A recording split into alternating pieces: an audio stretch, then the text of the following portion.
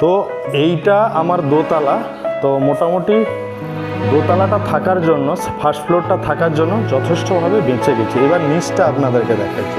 Just এখান থেকে শুরু, যেমন মনে হচ্ছে যেমন টাইটানিক জাহাজ ডুবে গেছিল না, তো লাইটটা জ্বলে যেরকম ঠিক টাইটানিক জাহাজ ডুবে গেছিলো যখন ফার্স্ট ফ্লোর থেকে নিচের দিকে যখন লোকেরা এসছিল, লোকজনেরা, ঠিক সেই রকম দেখুন সিঁড়ির এই দুটো ধাপে জল উঠে গেছে। দেখাচ্ছি দেখুন,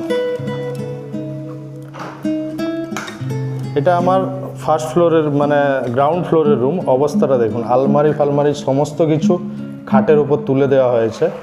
এই যে দেখতে পাচ্ছেন, এটা 8 ইঞ্চির ব্ল্যাক কালারের যে 8 ইঞ্চির ডেটো, সেটার ওপরেও আরও 1 ইঞ্চি জল উঠে গেছে, মানে নিয়ার অ্যাবাউট 9 থেকে 10 ইঞ্চি জল উঠে গেছে দেখুন। এবার এই দিকটা দেখাই, দেখুন সিঁড়ি এখানটা পুরো জল উঠে গেছে।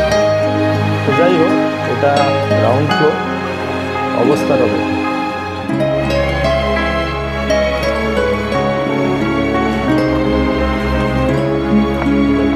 পুরো আলমারি ফালমারি সমস্ত কিছু পুরো খাটের উপরে তোলা হয়ে আছে।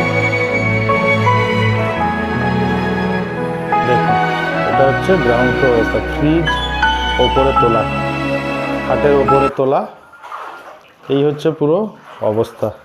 দেখতে পাচ্ছেন কতখানি করে জল হয়ে গেছে দেখুন। এটা গ্রাউন্ড ফ্লোরের কিচেন রুম, পাম্প ফাম্প সমস্ত কিছু ডুবে গেছে, কতখানি করে জল হয়ে গেছে দেখুন। পাম্প সমস্ত কিছু পুরো গ্রাউন্ড ফ্লোরের অবস্থা দেখুন, 1 হাঁটু করে জল, পুরো সমস্ত কিছু উপরে তোলা। মানে কোনো ক্রমে মানে বেঁচে গেছি, জাস্ট আমাদের ফার্স্ট ফ্লোরটা ছিল বলে সমস্ত কিছু ওপরে তোলা হয়ে গেছে। আর যেগুলো তুলতে পারবো না সেগুলো আপাতত খাটের ওপর তুলে দেওয়া হয়েছে আপাতত। এবার বাইরের পরিস্থিতিটা দেখাই চলুন।